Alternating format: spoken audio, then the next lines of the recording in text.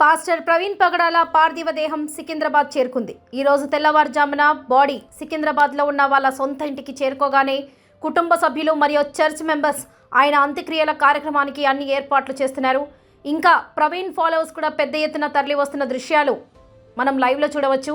అయితే నిన్న రాత్రి హాస్పిటల్లో పోస్ట్ మార్టం ప్రొసీజర్ కంప్లీట్ చేసి ఆయన బాడీని కుటుంబ సభ్యులకు హ్యాండ్ ఓవర్ చేశారు. అండ్ వెంటనే ఆయన పార్థివ దేహాన్ని సికింద్రాబాద్కి తీసుకువచ్చారు. కానీ ఇప్పటికీ ఆయన పోస్ట్ మార్టం రిపోర్ట్లో ఏమున్నది అనేది బయట వెల్లడించలేదు. ఇదే విషయంపై పోలీసులను ప్రశ్నించగా డాక్టర్స్ మా చేతికి రిపోర్ట్స్ ఇచ్చిన తర్వాత మాత్రమే మేము ఏం జరిగిందో చెప్పగలం, అంతవరకు వెయిట్ చేయాల్సిందే అంటున్నారు. ఆ రిపోర్ట్స్ని బేస్ చేసుకొని మాత్రమే మా దర్యాప్తును సరైన దిశలో వేగవంతం చేయగలము అని అనటంతో ఇప్పుడు ఈ స్టేట్మెంట్ కొన్ని అనుమానాలకు తావుతీస్తుంది. పాస్టర్ ప్రవీణ్ పగడాల మరణం ఇప్పుడు సంచలనంగా మారింది. తెలుగు రాష్ట్రాల్లో సువార్త చెప్తూ ఎంతో మంది హిందువులను క్రైస్తవం వైపుకు నడిపించేలా చేసిన వ్యక్తి. అయితే అదే ఆయన మరణానికి దారి తీసిందా? మత ప్రచార కార్యక్రమాలను ఆపింది ఎవరు? వాళ్ళకి ఈ మరణానికి లింక్ ఏంటి? ఇది నిజంగా హత్యనేనా? పవన్ కళ్యాణ్ ని అలాగే గవర్నమెంట్ ని ఈ కేసులోకి ఎందుకు లాగుతున్నారు? అసలు ఆ ఊరిలో ఏం జరిగింది? ఈ మరణాన్ని ఎందుకు మార్చాలనుకుంటున్నారు? మిగతా పాస్టర్లు ఏమని డిమాండ్ చేస్తున్నారు? పాస్టర్ ప్రవీణ్ నిన్న తెల్లవారుజామున రాజమండ్రి సమీపంలో హైవే మీద బైక్ మీద వెళ్తూ చనిపోవడం జరిగింది. అయితే ఒంటి మీద ఉన్న గాయాలు యాక్సిడెంట్లా అనిపించకపోవడం వల్ల ఇది సాధారణ మరణం కాదు, హత్య అనే అనుమానాలు వ్యక్తం చేస్తున్నారు.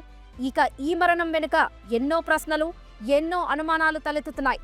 అసలేం జరిగిందంటే పాస్టర్ ప్రవీణ్ పగడాల 45 ఏళ్ల వయసు, ఒక ప్రముఖ క్రైస్తవ నేత, సువార్థికుడు. ఆయన హైదరాబాద్లో నివసిస్తూ తెలుగు రాష్ట్రాల్లో మత ప్రచార కార్యక్రమాలు నిర్వహిస్తుంటారు. నిన్న అంటే మార్చి 25, 2025 ఉదయం రాజమండ్రి సమీపంలోని కొంతమూరు జాతీయ రహదారిపై ఆయన మృతదేహం కనిపించింది. ఆయన బుల్లెట్ బైక్ పై వెళ్తుండగా రోడ్డు ప్రక్కన చనిపోయి పడి ఉన్నారు. స్థానికులు గుర్తించి పోలీసులకు సమాచారం ఇచ్చారు. మొదట పోలీసులు దీన్ని రోడ్డు ప్రమాదంగా భావించారు. కానీ ఇక్కడే ట్విస్ట్ మొదలైంది. ఆయన శరీరంపై గాయాలు, ముఖంపై గీతలు, రాడ్తో కొట్టినట్టు గుర్తులున్నాయి. ఆశ్చర్యంగా ఆయన హెల్మెట్కు ఎలాంటి డ్యామేజ్ లేదు. సమీపంలో ఒక చెక్క ముక్కపై రక్తపు మరకలు కనిపించాయి. ఇవన్నీ చూస్తే ఇది సాధారణ ప్రమాదం కాదని, ఏదో కుట్ర ఉందనే అనుమానాలు మొదలయ్యాయి. ఒక వ్యక్తి బైక్ పై వెళ్తూ ప్రమాదంలో చనిపోతే హెల్మెట్కు ఎలాంటి గీతలు లేకుండా ఎలా ఉంటుంది? ఇది మీకు కూడా అనుమానంగా అనిపించడం లేదా? ఇంకో విషయం, ఆయన నిన్న రాత్రి 10:30 కొవ్వూరులో ఒక చర్చి కార్యక్రమంలో పాల్గొన్నారు. ఆ తర్వాత ఒంటరిగా బైక్ పై రాజమండ్రి వైపు బయలుదేరారు. కొవ్వూరు టోల్ గేట్ వద్ద సీసీ కెమెరాలో ఆయన బైక్ నడుపుతున్న దృశ్యాలు రికార్డ్ అయ్యాయి. కానీ ఆ తర్వాత ఏం జరిగింది? ఎవరు పిలిచారు? ఎందుకు ఒంటరిగా వెళ్లారు? ఈ ప్రశ్నలకు ఇంకా సమాధానాలు దొరకలేదు. ఈ ఘటనపై క్రైస్తవ సమాజం నుంచి, పాస్టర్ ప్రవీణ్ అభిమానుల నుంచి ఎన్నో స్పందనలు వస్తున్నాయి. అందులో ముఖ్యంగా పాస్టర్ విజయప్రసాద్ రెడ్డి, ఒక ప్రముఖ క్రైస్తవ నేత, ఈ ఘటనపై చాలా బాధపడ్డారు. ఆయన ఒక స్టేట్మెంట్లో ఇలా అన్నారు: ప్రవీణ్ ఒక అద్భుతమైన సువార్థికుడు. ఆయన ఎంతో మంది జీవితాల్లో వెలుగు నింపారు. ఆయన మరణం మా క్రైస్తవ సమాజానికి తీరని లోటు. కానీ ఈ మరణం వెనుక ఏదో కుట్ర ఉందని నా అనుమానం. ఇది సాధారణ యాక్సిడెంట్ అని నేను నమ్మను.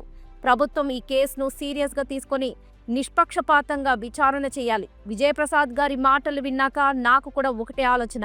ఇంత పెద్ద నేత, ఇంత అనుభవం ఉన్న వ్యక్తి ఇలా అనుమానం వ్యక్తం చేస్తున్నారంటే ఇందులో ఏదో ఉంది. ఇంకా చెప్పాలంటే రాజమండ్రి ప్రభుత్వ ఆసుపత్రి వద్ద ఆయన అనుచరులు, స్నేహితులు ఆందోళన చేశారు. మమ్మల్ని ఎవ్వరూ పట్టించుకోవడం లేదు, పోలీసులు వెంటనే స్పందించాలి అని డిమాండ్ చేశారు. రోడ్డుపై బైఠాయించి న్యాయం కోసం నినాదాలు చేశారు. దీంతో ఆ ప్రాంతంలో ట్రాఫిక్ కూడా స్తంభించింది.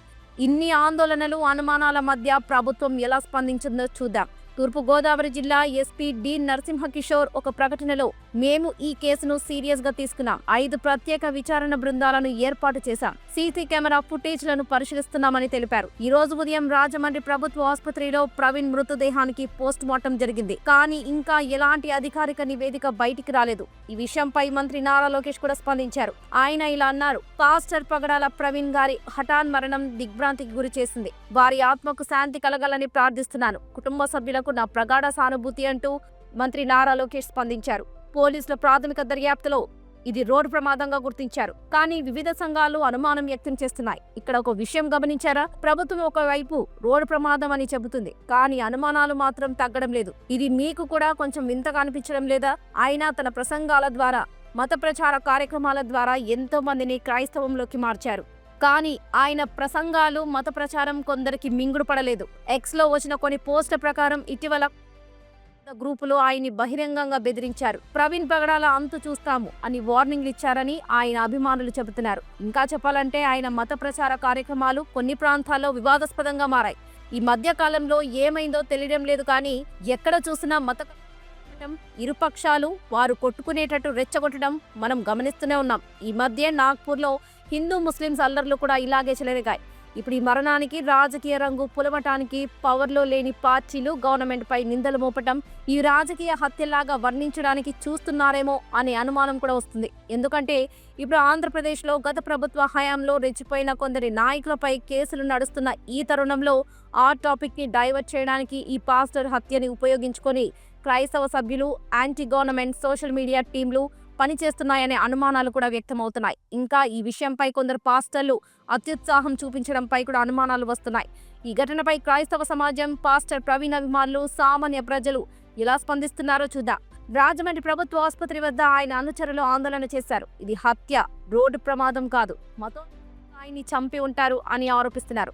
ఎక్స్ ప్లాట్ఫామ్ లో కూడా ఇలాంటి అనుమానాలు చాలా మంది వ్యక్తం చేస్తున్నారు. ఒక ఎక్స్ యూజర్ ఇలా రాశాడు: ప్రవీణ్ పగడాల గారి అనుమానాస్పద మృతిని బాగా విచారించి న్యాయం చేయాలి. రోడ్డు పక్కన ముఖం మీద బలంగా మోదబడి మరణించగా రోడ్డు ప్రమాదంగా చిత్రీకరించే ప్రయత్నం జరుగుతుంది. పలు మతోన్మాదులు ఆయన్ని చంపుతామని బెదిరించారు. ఇంకో యూజర్: పాస్టర్ ప్రవీణ్ ఆకస్మిక మరణం ఎన్నో అనుమానాలకు దారితీస్తుంది.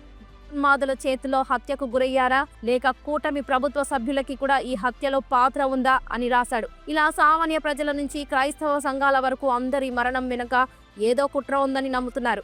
ఈ ఘటనపై హీరో రాజా, ఇతర పాస్టర్లు ఎలా స్పందించారు, ఏం డిమాండ్ చేస్తున్నారు? ఒకప్పటి సినీ హీరో, ప్రస్తుతం మత ప్రచారికుడిగా ఉన్న రాజా ప్రవీణ్ మరణంపై ఒక వీడియో విడుదల చేశారు. ఆయన ఇలా అన్నారు: ప్రవీణ్ మరణం చాలా బాధాకరం. ఆయన లేని లోటు తీరదు.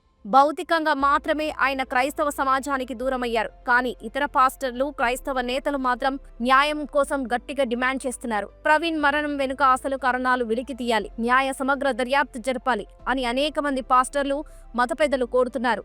మహాసేన రాజేష్ అనే నేత కూడా ప్రవీణ్ మరణంపై విచారణ చేయాలి అని డిమాండ్ చేశారు. రాజమండ్రి ప్రభుత్వ ఆసుపత్రి వద్ద ఆందోళన చేసిన వాళ్ళు తక్షణమే పోస్ట్ మార్టం నిర్వహించి నిజం బయటకు తీయాలి అని నినాదాలు చేశారు. ఈ ఆందోళనలు చూస్తే క్రైస్తవ సమాజం ఎంత బాధలో ఉందో, ఎంత న్యాయం కోసం ఆరాటపడుతుందో అందరికీ అర్థమవుతుంది. ఈ తరుణంలో ఇది రోడ్డు ప్రమాదమా లేక హత్య? ఈ ప్రశ్నలకు ఇంకా సమాధానం దొరకలేదు. మరిన్ని లైవ్ అప్డేట్స్తో మళ్ళీ మీ ముందుకు వస్తాను. పాస్టర్ ప్రవీణ్ పగడాల పార్థివ దేహం సికింద్రాబాద్ చేరుకుంది. ఈ రోజు తెల్లవారుజామున బాడీ సికింద్రాబాద్లో ఉన్న వాళ్ళ సొంత ఇంటికి చేరుకోగానే కుటుంబ సభ్యులు మరియు చర్చ్ మెంబర్స్ ఆయన అంత్యక్రియల కార్యక్రమానికి అన్ని ఏర్పాట్లు చేస్తున్నారు. ఇంకా ప్రవీణ్ ఫాలోవర్స్ కూడా పెద్ద ఎత్తున తరలి వస్తున్న దృశ్యాలు మనం లైవ్లో చూడవచ్చు.